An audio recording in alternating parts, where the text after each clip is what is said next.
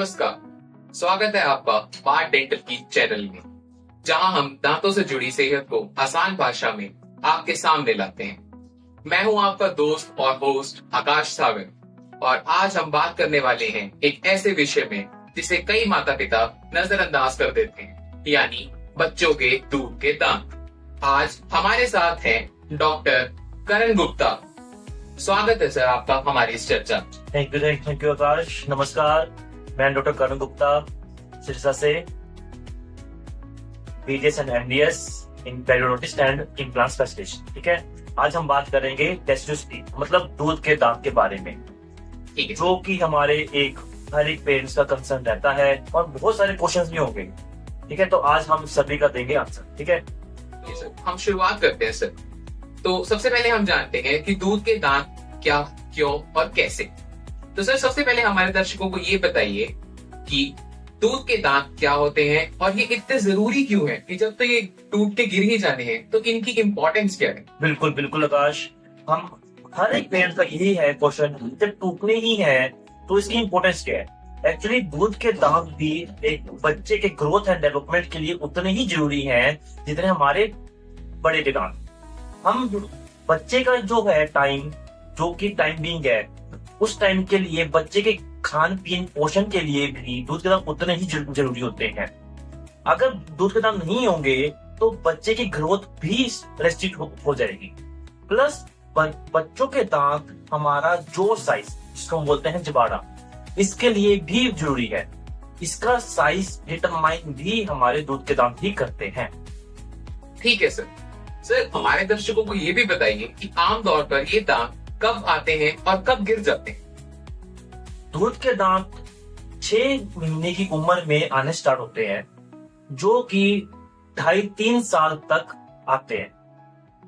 ठीक है सर। हर एक दांत के आने का एक स्पेसिफिक टाइम है। हमारे दूध के दांत कुल 20 होते हैं, जो कि अलग अलग टाइम पे आते हैं और अलग अलग टाइम पर ही टूटते हैं। पहला दूध का दांत बच्चे का 6 महीने की उम्र में आता है, जो कि 2.5-3 साल तक बच्चे की ग्रोथ के अनुसार आते रहते हैं और टूटने स्टार्ट होते हैं 6 साल के बाद। 6 साल की उम्र में हमारा पहला दूध का दांत टूटता है। ठीक है सर। सर अभी आपने ये बताया कि 6 महीने की उम्र में पहला दूध का दांत आता है। बिल्कुल। तो पहला दूध का दांत जो हमारे बच्चों के अंदर देखने को मिलता है वो कौन सा? सबसे पहले हमें मिलता है नीचे वाले दांत, आगे वाले, नीचे के आगे वाले दांत सबसे पहले हमें ये मिलेगा 6 महीने की उम्र में। ठीक है सर। और सर टूटने की उम्र में आपने जैसे बताया कि 2.5 से 3 साल की उम्र, तो सबसे 2.5-3 साल की उम्र तक हमारे दांत आते हैं। उसके बाद 3 से लेके 6 साल तक हमारा एक फेज रहता है, जिसको बोलते हैं हम मेंटेनेंस फेज। आप लगा लो, ठीक है। इसमें कुछ चेंजेस नहीं होते हैं। वो जो हमारे नीचे पक्के दांत हैं वो बनते रहते हैं, मगर हमें वो दिखते आने से नहीं होता। ठीक है सर। पहला दूध का दांत टूटता है 6 साल की उम्र में। ठीक है सर। 3 साल की उम्र तक हमारे दांत आ जाते हैं, लेकिन टूटना स्टार्ट होता है 6 साल की उम्र में। 6 साल की उम्र। ठीक है सर। सर हमारे दर्शकों को ये भी बताइए, क्या ये दांत बोलने, चबाने या जबड़े के विकास में भूमिका निभाते हैं? बिल्कुल बिल्कुल, मेन भूमिका ही इनकी ये है, जबड़े का विकास।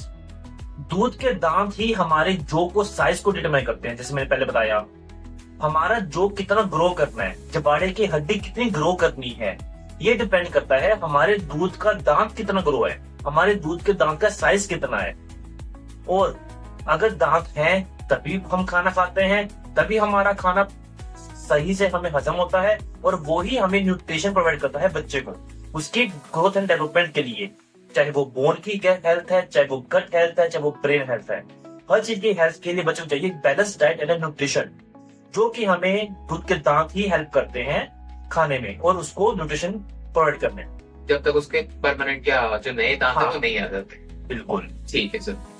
सर एक बात और, क्या ये सच है कि दूध के दांत सही तरीके से स्थायी या परमानेंट दांतों के आने का रास्ता भी बनाते हैं? जी हाँ, बिल्कुल। दूध के दांत एक तरीके से सीडर की तरह ही काम करते हैं टू परमानेंट टूथ। दूध के दांत पक्के दांत को गाइड करते हैं किस तरफ और किस जगह आना है। जल्दी टूट जाए अगर दूध का दांत, उसी केस में हमें टेढ़े मेढ़े दांत देखने को भी मिलते हैं। लेट टूटे तो भी हमें टेढ़े मेढ़े मिलते हैं, इसी वजह से एक स्पेसिफिक टाइम है हर एक दूध के दांत को टूटने का। जब नीचे पक्का दांत उस लेवल तक पहुंच जाता है, बोन लेवल तक, उस टाइम पे दूध दांत गिरता है और फिर वो गाइड करता है हमारे पक्के दांत को आने के लिए। मतलब जहां से दूध का दांत गिरेगा उसी के पीछे से जो परमानेंट दांत है वो निकले। बिल्कुल बिल्कुल बिल्कुल। ठीक है सर। सर अब हम बात करेंगे कुछ आम गलत फहमियां या मिसकंसेप्शन जो माता पिता के दिमाग में होती हैं। कई माता पिता ये सोचते हैं कि अगर दूध के दांत सड़ गए तो इसमें कोई बड़ी बात नहीं है क्योंकि वो तो गिरने ही वाली है। क्या ये सोच सही है? मैंने भी ये देखा है, बहुत सारे पेरेंट्स का यही क्वेश्चन है, मतलब यही सोचते हैं, सभी की सोच यही है ज्यादातर कि जब गिरने ही नहीं है तो इनका इलाज क्यों। मगर आप खुद बताओ कि अगर बच्चा अभी छोटा है, वो आपको नहीं बता सकता कि उसके दर्द है क्या है, मगर हमें तो दिखता है ना कि उसके दर्द, दांत में कीड़ा लगा है, कुछ है, माँ बाप ही देख पाएंगे। तो बच्चा नहीं बता पाता लेकिन वो दर्द सहन कर रहा होता है, उसके कारण उसको चिड़चिड़ापन, खाने का मन नहीं करना, इस चीज में स्टार्ट हो जाता है। ये हमारी ड्यूटी बनती है कि हम उसको देखें कि क्या इशू है और फिर हम उसका हल करें। ठीक है सर। एक बात और, क्या दूध के दांतों में कैविटी होने का इलाज जरूरी है? बिल्कुल जरूरी है। अगर दूध के दांत जैसे हमारे परमानेंट दांत है, ऐसे ही हमारे दूध के दांत भी है। जिसके हमारे परमानेंट दांत में कैविटी होने के बाद हमें इशू होना शुरू हो जाता है, ठंडा, गर्म, मीठा लगना और एडवांस स्टेजेस में पेन होना।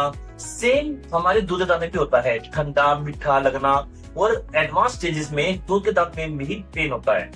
तो हमें ट्रीटमेंट करवाना चाहिए। ठीक है सर। अगर टाइम पे ट्रीटमेंट नहीं होता है तो कैविटीज इतना बढ़ जाता है कई बार कि नीचे एब्सेस, मतलब रेशा बन जाता है दूध के दांत के नीचे, जो कि हमारे नीचे परमानेंट टूथ को भी खराब करता है। तो मतलब जो परमानेंट टूथ या जो पक्का दांत अभी तक आया ही नहीं है वो उगने से पहले ही खराब हो सकता है। बिल्कुल बिल्कुल। ठीक है सर। सर अगली हम बात करेंगे पेरेंट्स की या माता पिता की कुछ आम चिंताओं के बारे में। आप बच्चों में आम दांतों की समस्याएं क्या देखते हैं? हाँ देखो, ये बहुत सारी समस्याएं हैं जो बच्चों में आनी बिल्कुल नॉर्मल है, जिनका टाइम टू टाइम इलाज होता रहे तो कोई इशू नहीं आता।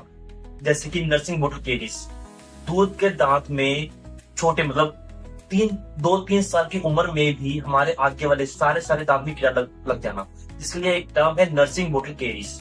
ठीक है, कीड़ा लगना। उसके अलावा जब दांत निकलता है तो मसूड़े को फूलना, मसूड़ से खून निकलना बच्चों के दांत में भी कॉमन है।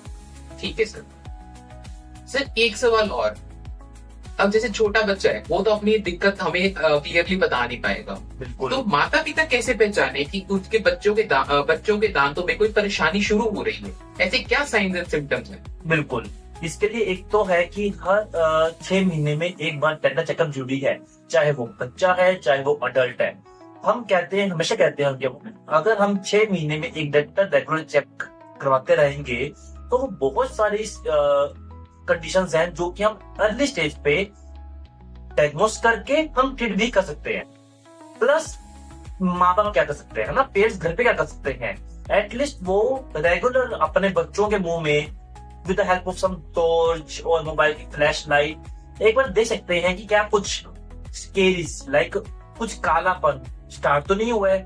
अगर आपको कुछ भी लगता है कि कुछ कालापन है कुछ, या फिर कोई गम जो हम बोलते हैं, जिन जगह बोलते हैं देसी भाषा में हम उसको गम्स बोलते हैं, मसूड़े बोलते हैं, उसमें कोई सोजिश तो नहीं है, वो उसमें कोई रेडिश तो नहीं है, अगर बच्चा कभी चिड़चिड़ापन कह रहा है या फिर खाना खाने में थोड़ी सी दिक्कत मान रहा है या फिर कुछ उसको स्वेलिंग दिख रही है आपको, तो ये सिम्टम्स हैं कि आप उसको अर्ली दिखाओ, फटाफट डेंटिस्ट पे आके एंड ट्रीटमेंट लो। ठीक है सर। अगर कोई दूध का दांत समय से पहले टूट जाए या गिर जाए तो क्या करना चाहिए? देखो, समय से पहले दूध का दांत तभी गिरता है जब हमने उसका देखभाल नहीं किया, है ना। हर एक दांत, भगवान ना बहुत प्रॉपर एक प्लानर है, उन्होंने हर एक दांत को एक आने का टाइम भी दिया है और एक गिरने का टाइम भी दिया है। अगर दूध का दांत जल्दी गिर रहा है तो डेफिनेटली हमने कुछ ऐसा सही नहीं किया है जिस कारण वो जल्दी गिर गया है। उस केस में जो नीचे उसका सक्सेसर, मतलब उसका जो परमानेंट टीथ है, बहुत कॉमन चांसेस है कि वो टेढ़ा मेढ़ा या फिर नहीं भी आ सकता। कई बार उसको बोलते हैं इम्पैक्टेड, वो अपना रास्ता बदल लेता है या हम बोलते हैं भटक जाता है, जिस कारण वो सही से नहीं आ पाता। उस केस में फिर आप डेंटिस्ट को दिखाओ। उसके लिए हमें देना पड़ता है स्पेस मेंटेनर्स, कि हम उस स्पेस को मेंटेन करें। हमारे झूठे दांत हमारे स्पेस मेंटेन करते हैं फॉर द परमानेंट टूथ। अगर वो निकल गया है तो फिर हमें एक आर्टिफिशियल तरीके से उस स्पेस को मेंटेन करना पड़ता है ताकि वो स्पेस बंद ना हो जाए। उसके लिए हम लगाते हैं स्पेस मेंटेनर्स। ठीक है सर। सर एक सवाल और जो माता पिता के दिमाग में बहुत कॉमनली आता है, क्या अंगूठा चूसना या पेसिफायर जो बहुत कॉमनली आजकल यूज हो रहा है का इस्तेमाल बच्चों के दांतों को नुकसान पहुंचा सकता है? बिल्कुल पहुंचा सकता है। एक स्पेसिफिक एज तक अंगूठा चूसना भी कॉमन है, ये हमारी एक हैबिट है, एक बच्चे की हैबिट है, मगर वो एक सर्टेन एज तक होता है। उस एज से अगर हम ऊपर जाते हैं, अगर बच्चा लॉन्ग टर्म के लिए अंगूठा चूसता है तो बहुत ज्यादा दिक्कत आ सकती है दांतों में। ऊपर के दांत बाहर आ सकते हैं, नीचे के दांत जहां बच्चा अंगूठे को रेस्ट करता है, जब भी ये बच्चे को दांत में अंगूठा डालेगा तो वो कुछ ऐसे डालेगा, ठीक है। इस कारण क्या होगा कि जो हमारे जो ऊपर वाले आगे वाले दांत है ये बाहर की तरफ आ जाएंगे, और जो नीचे जहाँ पे बच्चा अंगूठा रेस्ट करता है, मतलब अंगूठा रखता है, नीचे वाले दांत अक्सर अंदर की तरफ चले जाते हैं, जिस कारण वो हमेशा दांत ऐसे आपको खुले हुए दिखेंगे। जब वो दांत खुले हुए दिखेंगे तो जो हमारे जो लिप्स हैं, ये लिप्स भी इनकम्प्लीट, मतलब प्रॉपर बंद नहीं हो पाते। जिसके मेरे लिप्स मेरे प्रॉपर बंद हो रहे हैं, वो चीज बंद नहीं हो पाएंगी क्योंकि वो हमारे जो लिप्स हैं ये सहारा लेते हैं हमारे दांतों का, ठीक है। जैसे ही हमारे दांत भी बाहर की तरफ आ चुके हैं तो हमारे जो लिप्स हैं ये ऊपर उठ जाएंगे, तो जो नीचे वाला लिप्स है वो भी पूरा प्रॉपर बंद नहीं हो पाएगा, जिस कारण बच्चे का मुंह हमेशा मुंह खुला रहेगा। मतलब हम उसको देख रहे हैं तो उसको हमें ऐसा लगेगा कि उसने मुंह खोला हुआ था। हाँ। बच्चा ये कहेगा मेरा मुंह तो बंद है। हाँ, जो उसका रेस्टिंग फेज है वो भी इनकॉम्पिटेंट, मतलब वो कभी बंद नहीं हो पाएंगे लिप्स। और जब लिप्स बंद नहीं होते हैं वो हमारे बहुत सारी बीमारियों को इन्वाइट करते हैं, जैसे ड्राइनेस, मुंह का सूखना, वो बहुत कॉमन है। जब मुंह सूखता है, मसूड़े सूख जाएंगे तो कीड़े लगने के चांसेस और ज्यादा बढ़ जाते हैं सूखे हुए मुंह में। जो हमारा थूक है, सलाइवा जिसको हम बोलते हैं, ये हमारा बफर की तरह काम करता है, जो हमें केस वजह से सेव भी करता है। अगर हमारे बच्चे का मुंह हमेशा खुला है तो वो मुंह ड्राई स्टेट में जा रहा है ना, तो उस कारण बीमारियां, मसूड़े की बीमारियां, कीड़ा लगना, ये बहुत ज्यादा बढ़ जाता है। इस कारण पे अंगूठा चूसने की वजह से उसने आने वाले टाइम में जो उसको दिक्कत नहीं होनी चाहिए थी उसको खुद इन्वाइट किया। बिल्कुल, वो भी सिर्फ दांत की में नहीं, बोन शेप में भी। हमारी जो हड्डी है, हमारे दांत भी एक हड्डी में लगे हुए हैं, नीचे वाला भी बड़ा है, ऊपर वाला भी बड़ा है। तो अंगूठा चूसने के कारण दांत की शेप बिगड़ती है, मगर वो जो हमारी हड्डी है उसकी शेप भी बिगड़ती है, प्लस जो हमारा लिप्स है उसकी शेप भी बिगड़ती है। दांतों हम कल को चलो हम ठीक भी कर लेंगे, लेकिन जो हमारी हड्डी की शेप बिगड़ गई है, कहीं ना कहीं वो बच्चा लाइफ टाइम सफर करता है। ठीक है सर। सर आगे हम बात करेंगे कि रोजमर्रा की देखभाल हम कैसे कर सकते हैं। माता पिता को कब बच्चे की दांत की सफाई शुरू कर देनी चाहिए? जब हम बोलते हैं कि जब मुंह में पहला दांत, मतलब 6 महीने में दांत होता है, उसी टाइम पे माँ बाप की ड्यूटी स्टार्ट हो जाती है उस दांत को देखभाल करने के लिए। ठीक है सर। सर हमारे दर्शकों को ये भी बताइए कि बच्चों को दिन में कितनी बार ब्रश करवाना चाहिए, और क्या इनके लिए फ्लॉसिंग भी जरूरी है? जैसे बड़ों के लिए फ्लॉसिंग जरूरी है तो क्या बच्चों में भी फ्लॉसिंग करवानी चाहिए? देखो, बच्चों को दिन में 2 बार ब्रश जरूरी है। अब हम सोचते हैं कि 2 बार ब्रश कब करना चाहिए। आइडली जो ब्रश टाइमिंग है वो है रातों खाना खाने के बाद एंड सुबह खाना खाने के बाद। अक्सर माँ बाप या मैं भी और हर एक बंदा क्या वो प्रॉब्लम फेस करता है कि हमने रात को ब्रश करके सोए, सुबह उठ के हमने फिर से ब्रश कर लिया। हमने जो भी हमारा खाना फंसा था खाना खाने पर रात को, हमने उसको रात को ब्रश किया, अच्छी बात है, बहुत अच्छी बात है, हमने ब्रश किया एंड वो निकल गया, ठीक है। हम सुबह उठ के उसको वापस ब्रश कर लेते हैं, हमने कुछ खाया तो है ही नहीं है। तो जो एक्चुअल टाइमिंग है ब्रश वो है रात को खाना खाने के बाद एंड सुबह ब्रेकफास्ट के बाद। ताकि जो खाना जो हमारे सुबह हमने ब्रेकफास्ट के बाद जो हमारे दांतों में फंसा रह गया, बिल्कुल वो उसके बाद निकले। बिल्कुल, जो वो अनडिस्टर्ब खाना पड़ रहता है, अगर वो पूरी रात के लिए है चाहे वो 3-4 घंटे के लिए है, जब वो अनडिस्टर्ब खाना है उस पे बैक्टीरिया आके जब वो एसिड प्रोड्यूस करते हैं उससे हमारे दांत खराब होते हैं। अगर हम खाना खाने का ब्रश करते हैं तो हम जो हमारा खाना फंसा हुआ है वो हम निकाल देंगे, जिस कारण जो हमारे चांसेस हैं कैरियस के वो काफी हद तक कम हो जाते हैं। हम ये नहीं कहते कि 100% कम हो जाएगा केरिस के चांसेस, क्योंकि केरिस कीड़ा लगना बहुत सारे कारण पर डिपेंड करता है। कोई 1, 2 या 10 कारण नहीं है, बहुत सारे कारण हैं। अगर हम हर एक कारण दो नहीं कर सकते, हर एक कारण हमारे हाथ में भी नहीं है, लेकिन ब्रशिंग से काफी हद तक उन चीजों को कम किया जा सकता है। ठीक है सर। फ्लोराइड पेस्ट, जैसा आपने पूछा, फ्लोराइड हमारे दांत के लिए एक मजबूती के लिए अच्छी चीज है, लेकिन इसका भी एक डोज होता है। ज्यादा फ्लोराइड भी नुकसानदायक है, बहुत कम फ्लोराइड भी नुकसानदायक है। बिल्कुल फ्लोराइड नहीं होगा तो दांत उतने मजबूत नहीं बन पाएंगे जितने उन्हें बनना चाहिए। बहुत ज्यादा फ्लोराइड से भी पानी में कई बार आपने देखा होगा कि आगे वाले दांतों पे या कहीं भी ब्राउनिश कलर की या पीलापन या ब्राउन से कलर की लाइनिंग आ जाती है, या फिर सफेद रंग के धब्बे बन जाते हैं गोल गोल। ये सब हाई फ्लोरोसिस के कारण है। अच्छा, पानी के अंदर जिनके फ्लोराइड कंटेंट ज्यादा है वो भी है, तो फिर जो फ्लोराइड कंटेनिंग जो टूथपेस्ट यूज कर रहे हैं और बहुत ज्यादा यूज कर रहे हैं, तो स्टडीज और जो भी हमारे गवर्नमेंट है उन्होंने एक स्पेसिफिक फ्लोराइड की क्वांटिटी डिसाइड करी हुई है। ठीक है सर। वो जो जितने भी बच्चों के लिए अलग से पेश आते हैं मार्केट में, जो भी फार्मा कंपनी है, बहुत सारी फार्मा कंपनीज के आते हैं, उन सभी में जो फ्लोराइड कंटेंट है वो डिसाइडेड है जो हमारी बॉडी को चाहिए। तो अगर वो यूज करो अप टू 6 इयर्स, अच्छी चीज है, हमें कर लेना चाहिए, कोई नुकसान नहीं। ठीक है सर। सर माता पिता के दिमाग में एक और सवाल भी होता है कि जैसे अभी आपने बताया कि बच्चों के लिए टूथपेस्ट अलग है कि जिसके अंदर फ्लोराइड कंटेंट एक लिमिटेड अमाउंट में है, तो क्या ऐसे बच्चों के लिए जो टूथब्रश है वो भी अलग से आते हैं? बिल्कुल, बच्चों के लिए, बल्कि जब बच्चा 6 महीने का है ना, उस टाइम पे चाहे हम बच्चे वाला टूथब्रश उसको दे दें, मगर वो नहीं कर पाएगा। उस टाइम पे माता पिता को ही उसके बच्चे के दांत साफ करने होंगे। इसके लिए बने हैं एक पेरेंट्स के लिए फिंगर ब्रश। एक ब्रश होता है जिसको पेरेंट्स अपने फिंगर में पहन के, उसके आगे छोटा सा ब्रश होगा एंड वो विद द हेल्प ऑफ अपने फिंगर से बच्चे का दांत साफ कर सकता है। ठीक है। जब उसका बच्चा 2-3 साल का हो गया कि अब उसकी मोटर स्किल्स डेवलप हो गई हैं, बच्चा अपने आप ब्रश पकड़ सकता है, उस टाइम पे बच्चों के लिए ब्रश आते हैं जो कि थोड़े छोटे होते हैं, जो कि बच्चा अच्छे से होल्ड कर पाए।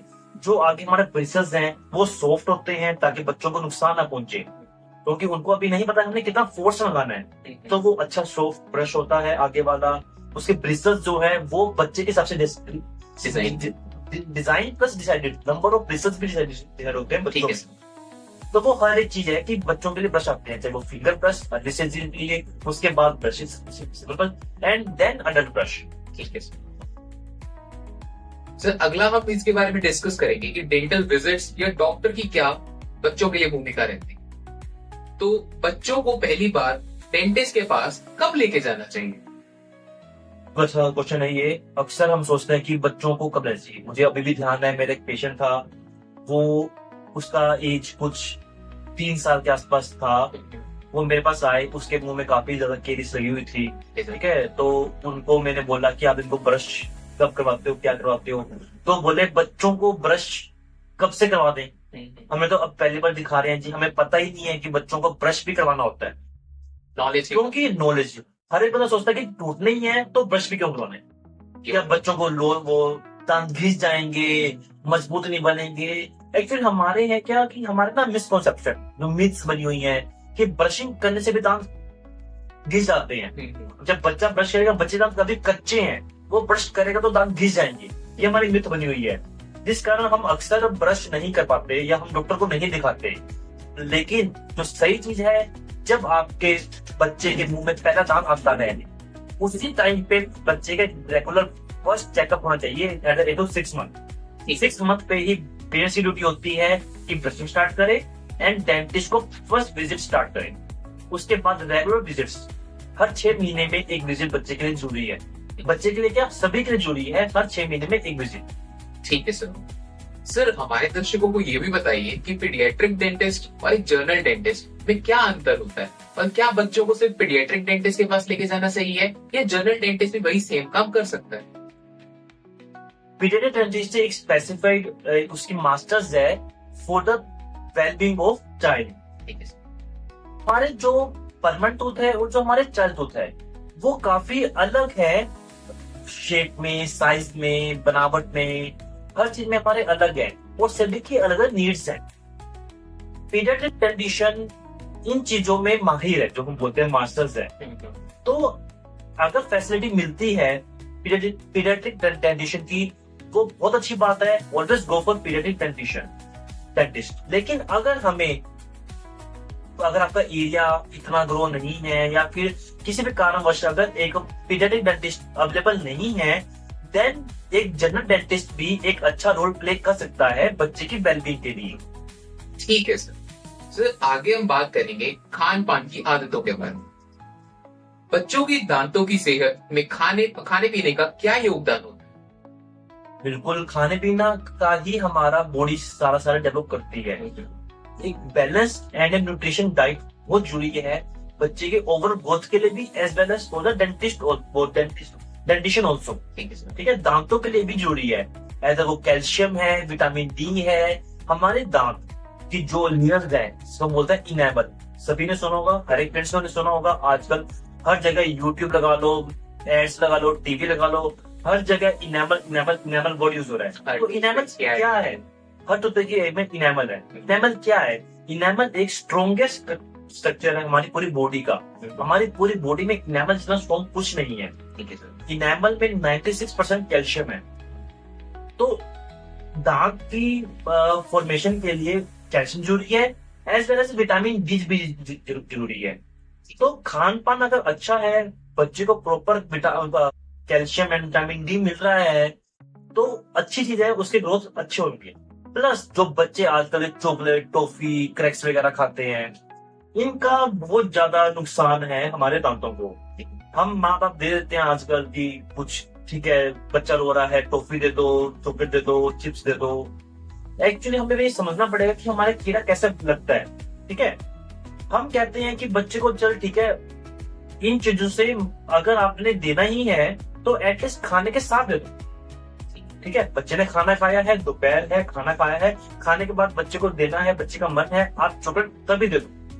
वो कम नुकसान करेगा एज कम्पेयर टू जो बच्चा सारा दिन कुछ चिप्स, टॉफी, गोलियां, चॉकलेट खाता रहता है। होता क्या है कि जो भी हम खाना खाते हैं, है ना, उस पे जो हमारे मुंह के जो हमारे सलाइवा है, जो उसके बैक्टीरिया, वो उसको डिकम्पोज करना स्टार्ट करते हैं। इससे जिसके रिस्पॉन्स में एसिड प्रोड्यूस होता है। उस एसिड को न्यूट्रलाइज करने का काम हमारा सलाइवा करता है। हमने खाना खाया, बैक्टीरिया आए, एसिड प्रोड्यूस हुआ, हमारा सलाइवा है उसको बफर करेगा एंड एसिड कम करेगा। जितना हमारे मुंह में एसिड बनेगा, उतना हमारे कीड़े डेवलपमेंट के चांसेस और ज्यादा बढ़ जाएंगे। अब होता क्या है कि इसके लिए एक ऑप्टिमल पीएच होता है। ठीक है, हम मानते हैं कि जैसे ही 5.5 से पीएच कम होता है, हमारे कीड़े लगने का चांसेस बहुत ज्यादा बढ़ जाता है, कई फोर्स बढ़ जाता है। अब अगर बच्चा हर 1 घंटे में या हर आधे घंटे में, हर 1-1.5 घंटे में कुछ ना कुछ खाई जा रहा है, तो जो हमारा सलाइवा है उसको अपना बफर एक्शन करने का टाइम नहीं दिया। ठीक है सर।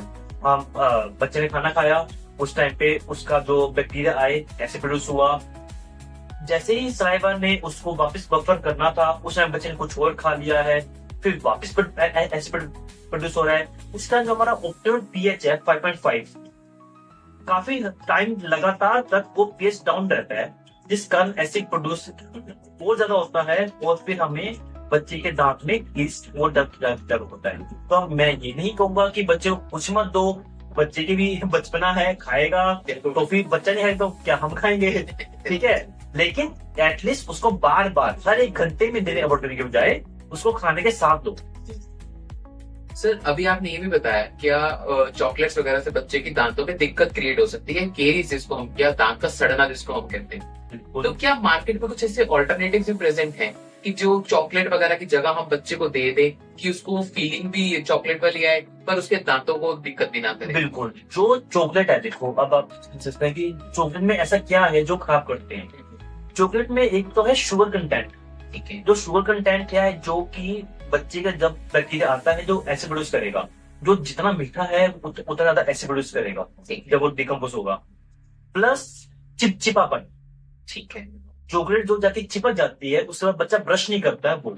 इसके लिए अल्टरनेटिव ये है कि हम शुगर फ्री चीजें बना सकते हैं, एदर वो शुगर फ्री च्युइंगम्स हैं या कुछ और है। शुगर फ्री पे जाओ या फिर एक हेल्दी डाइट पे जाओ। जो ये हम देते हैं, टॉफीज हैं, कुरकुरे हैं, एक फ्राइड है, वैसे ही हमारे जो स्टमक है उसके लिए भी इशू है। तो हम एक हेल्थी ऑप्शन पे जा सकते हैं। वो हेल्थी, हम ये नहीं कहते कि बाहर से ही देना है, हम घर में दो। आप घर में ओट्स बनाओ, दलिया बनाओ, जो कि बच्चे के ग्रोथ के लिए अच्छा है, प्लस उसके लिए अच्छा है, पेट के लिए भी है, ग्रोथ के लिए भी अच्छा है, न्यूट्रिशन के लिए अच्छा है, प्लस उसमें जो दांते हैं उसके लिए भी अच्छा है, वो चिपचिपा नहीं है। जैसे बच्चे को कुछ मीठा खाने की क्रेविंग्स होती है तो उसके लिए तो आप घर में बना के दो कुछ। आप बाहर का ऑप्शन छोड़ दो, बाहर एक जंक फूड है, वो आपको अच्छा नहीं मिलेगा, चाहे वो अच्छा तेल है, चाहे वो अच्छी क्वालिटी है। हम माँ बाप सोचते हैं कि अच्छा दे, बिल्कुल अच्छी बात है। हम फ्रूट्स दे सकते हैं बच्चों को, फ्रूट्स एक बच्चे के लिए बहुत अच्छी ग्रोथ है।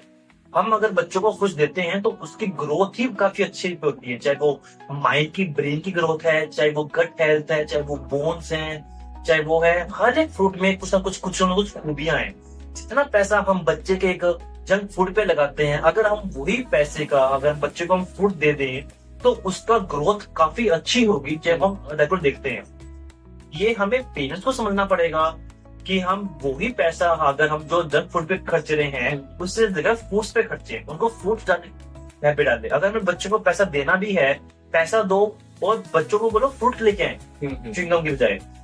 तो ये चीजें हैं कि हमें हैबिट अच्छी ये कब होगा, जब हम बच्चे को स्टार्टिंग से ही एक अच्छा हैबिट डालेंगे, चाहे वो फ्रूट्स दाल खाने की है, चाहे वो खाना खाने की है। अब अगर हम उसको हैबिट डालेंगे कि जाओ कुछ लिया, बच्चा रो रहा है, चुप करवाना है, करेक्ट हाथ में दे दिया, दे दी, टॉफी मुंह में डाल दी है, नो डाउट बच्चा उस टाइम पे बिजी हो जाएगा, बच्चा चुप हो जाएगा। मगर उसके बाद फ्यूचर में आप पेरेंट्स ही उसको तंग होने वाले हैं, चाहे उसको डेंटिस्ट में लेके जाने के लिए है, चाहे वो खर्चा है, चाहे किसी और चीज के लिए। वो कहीं ना कहीं पेरेंट्स खुद को ही नुकसान पहुंचा रहे हैं। आजकल जैसे पेरेंट्स यही सोचते हैं कि बच्चा रो रहा है, ये मानेगा तो नहीं, तो इसको चॉकलेट ला के दे दो, क्रैक्स खिला दो, कुरकुरे खिला दो। ये अच्छी चीज नहीं है। तो इनकी जगह आप धीरे धीरे बच्चों की हैबिट्स को चेंज कर सकते हैं। फ्रूट से रिप्लेस करो। बच्चे को खाने का मन कर रहा है, उसको कुछ फ्रूट दे दो हाथ में। बच्चे को बिजी रहेगा, अगर जरूरी नहीं है कि हम उसको चॉकलेट से ही बिजी रखें, हम उसको फ्रूट से बिजी रख सकते हैं। वो थोड़े टाइम में हैबिट्स उसकी डेवलप हो जाए। बिल्कुल ठीक है। क्या दांत निकलते समय बच्चों को दर्द होता है और माता पिता इस चीज के लिए क्या उपाय कर सकते हैं? बिल्कुल। वैसे तो जब दांत निकलता है, जब अपने जो उसका नेचुरल प्रोसेस है, जब उस टाइम पे दांत टूटता है तो इतना पेन नहीं होता है कि उसको किसी मेडिसिन की जरूरत पड़े। ठीक है सर। जैसे कि हमारे पक्के दांत है, जितना हमें दांत ऊपर दिखता है ना, उसे डबल टू ट्रिपल हमारे रूट्स होते हैं, जो हमारी हड्डी के अंदर होते हैं। इसी प्रकार जो हमारे दूध के दांत है उसकी भी रूट्स होती हैं, मगर वो इतनी डीप नहीं होती जितने हमारे परमानेंट दूध की रूट्स होती हैं। जैसे आपने कभी देखा होगा, नोटिस कभी करा होगा, जब बच्चे का दांत टूटता है वो सिर्फ छोटा सा टूटता है, ऊपर का पार्ट, वो पूरा दांत लंबा नहीं होता। क्योंकि जैसे ही हमारा जो नीचे परमानेंट दूध है, जैसे जैसे वो ऊपर आता रहता है, वैसे वैसे जो हमारे दूध के दांत की रूट है वो डिसॉल्व होती रहती है। अच्छा। जब पूरी दूध के दांत की रूट डिसॉल्व हो गई, फिर जो ऊपर का पार्ट है वो अनसपोर्टेड रह गया और वो हड्डी में नहीं है, वो सिर्फ गम्स ने होल्ड कर रखा है। तो वो उस टाइम पे हिलना स्टार्ट हो जाता है। उस टाइम पे चाहे वो बच्चा अपना खुद निकाल लेता है या फिर कुछ खाते पीते उसका फिर वो बाहर जाता है, इसका वो पेन नहीं करता, क्योंकि उस दांत की जब वो टूटा है उस टाइम पे उसके रूट्स नहीं है। ठीक है सर। इस कारण इतना पेन नहीं होता कि हमें मेडिसिन की जरूरत पड़े। ठीक है सर। सर एक बहुत कॉमन प्रैक्टिस है कि जब बच्चों के दांत हिलने लगते हैं तो माँ बाप क्या करते हैं कि उनको खींच के निकाल देते हैं। तो क्या ये करना सही है? नहीं, खींच के निकालना सही नहीं है। इससे क्या होएगा, जो हमारे आसपास के गम्स हैं उसको नुकसान पहुंचता है, ब्लीडिंग भी होती है, जिस कारण पेरेंट्स भी डर जाते हैं और बच्चा भी डर जाता है। निश्चित होकर बैठो, जब दूध का दांत टूटने का टाइम आएगा वो इतना ज्यादा हिल जाएगा कि आपको खींचने की जरूरत नहीं है, वो अपने आप ही गिर जाएगा। या फिर आप उस टाइम पे डेंटिस्ट को दिखाओ, डेंटिस्ट के पास आओगे, वो एक्सरे चेक करेगा कि जो हमारा नीचे टूथ है, जो हमारा परमानेंट टूथ है, वो किस लेवल तक पहुंच गया। कई बार क्या होता है कि दूध का दांत नीचे परमानेंट दांत है ऊपर आ जाता है, मगर दूध का दांत गिर नहीं पाता है किसी कारणवश। वो हमारी हैबिट्स है, कि आजकल बच्चों को हैबिट ही नहीं है फ्रूट्स खाने की। जो हम कहते हैं कि एप्पल खाओ, एप्पल जब बच्चा बाइट करके खाएगा तो जो दांत खिल रहा है वो ओवर खिलेगा, वो आदत वैसे ही निकल जाएंगे। प्लस जो हम उसको जब खाते हैं तब जो हमारे दांत की एक्सरसाइज होती है उससे हमारा जो साइज भी होता है बढ़ता है, जिस कारण कल को जो हमारे परमानेंट टीथ है उनका साइज बड़ा है एज कम्पेयर टू हमारे दूध के दांत है। तो जब अगर हम प्रॉपर फ्रूट्स खा रहे हैं, गन्ना कैसे हमारे हमारे बुजुर्ग कहते थे कि गन्ना खाना चाहिए, दिक्कत आती नहीं है। क्यों? क्योंकि गन्ने खाते हुए भी हमारे आधे दांतों जो हमारा गिरने वाला दांत है, टूटने वाला है, वो डेफिनेटली उससे निकल जाएगा। प्लस जब हमारे गन्ने खाने हैं, हमने एप्पल है, आजकल पेड़ ऐसा करते हैं एप्पल भी ना काट के छील के देते हैं कि बच्चा खा ले, उससे हमारे जो बच्चों की एक्सरसाइज है वो नहीं हो पाती, जिस कारण उनका जो साइज है वो उतना ग्रो नहीं हो पाता जितना हमारे बड़े बुजुर्गों का हुआ है। उनको रोग खाने का डेवलपमेंट जो उनकी होनी चाहिए वो हमें नहीं हुई है। तो जिस कारण अगर जो साइज छोटा है और जो नीचे दांत आपके दूसरे दांत तो आ गए, आपने एक्सरसाइज प्रॉपर करवाई नहीं है, तो जो आपके परमानेंट टूथ है उनका साइज बड़ा है एज कम्पेयर टू दूसरे दांत, तो कहीं ना कहीं फिर उनको स्पेस मिलेगी नहीं और फिर वो टेढ़े मेढ़े एक के ऊपर एक क्राउडिंग जिसको हम बोलते हैं, फिर ये इशू फेस करना पड़ता है। तो वेट करो, थोड़ा खुद टूटने का, नहीं टूटता है टेक्निकल दिखाओ, खींच के तोड़ना ये हल नहीं है। इससे बच्चे को पेन भी होगा, बच्चा डरेगा भी, प्लस उसके बाद बच्चा डेंटिस्ट आने से डरेगा भी, क्योंकि उसको लगता है कि जैसे ही दांत को हाथ लगाते हैं वो पेन करता है, क्योंकि जो पेड़ से दांत खींचा था उससे बच्चे को पेन हुआ था, तो उसको लगता है कि जब डेंटिस्ट दांत खींचेगा तो उसको पेन होगा। तो ये एक अच्छी चीज नहीं है, टू विजिट डेंटिस्ट। ठीक सर, अंत में हर माता पिता को कौन सी एक सलाह देना चाहेंगे जो उनके बच्चों के दांतों को सेहत को अच्छा रख सके? बिल्कुल, हर 6 महीने में एक बार रेगुलर डेंटल चेकअप। जब बच्चे का पहला दांत आता है उस टाइम पे brushing start and dental checkup start. रात को जब फेस करते हैं नर्सिंग बोतल केरीज, रात को एक ऐसा करते हैं कि ये कॉमन प्रैक्टिस है हमारे हर एक शहरों में कि रात को बच्चा उठा है, बच्चा रो रहा है, बोतल ली, उसमें दूध है मीठा, मुंह में डाला एंड बच्चे को सुला दिया, बच्चा वैसे सोता गया। उसी कारण उसको हम बोलते हैं नर्सिंग बोतल, जो रात के टाइम पे बोतल में मीठा दूध दिया गया है, जो उस कारण कीड़े कैविटीज बनती है, केस लगती है, उसको मैं नाम दिया नर्सिंग बोतल केरीज। वो ही मेन बॉटल की वजह से जो केरीज हुई बच्चे के अंदर, उसी को हमने टर्म दी है नर्सिंग बॉटल केरीज। ठीक है, उस मेन कंसर्न वो होता है पेरेंट्स का कि ये कैसे खराब हो गए, अभी तो आए ही है दांत, आते ही खराब हो गए। वो पेरेंट्स से अगर वो उस टाइम पे उसको सही लगे, हम देखो हमने कहते हैं कि बच्चे को सोते हुए ब्रश कराओ, है ना, ये तो बच्चा बाद में उठ जाएगा, फिर वापस को आप दूध दोगे, ये तो फिर वो ही एक स्टार्ट हो गया। तो अगर अपने बच्चे को रात को दूध देना है, कोशिश करो कि उसमें मीठा ना हो, या तो मीठा कम से कम हो, शुगर कंटेंट बहुत कम हो। एंड जब हमने उसको बोतल दे दिया, बच्चा सो गया है, तो पेरेंट्स कम से कम एक गीले कपड़े से ही उसको दांत साफ कर सकते हैं, ताकि जो मीठा दूध है वो लगा ना रहे। अगर हम पेरेंट्स से सिर्फ यही कर लें कि रात को सोते हुए उनके बच्चे का हम एक गीले कपड़े से ही दांत साफ कर दे उंगली से, उससे भी हम नर्सिंग बोतल केस काफी हद तक कंट्रोल कर सकते हैं।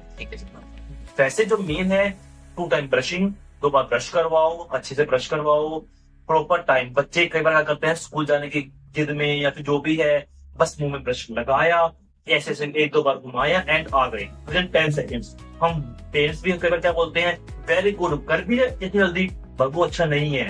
And ideal brushing time should be the minimum of 2 minutes. Parents को पास खड़े होकर ब्रश करवाओ, बच्चों को जुट पड़े अपने हाथ से करवाओ, दिन में 2 बार करवाओ।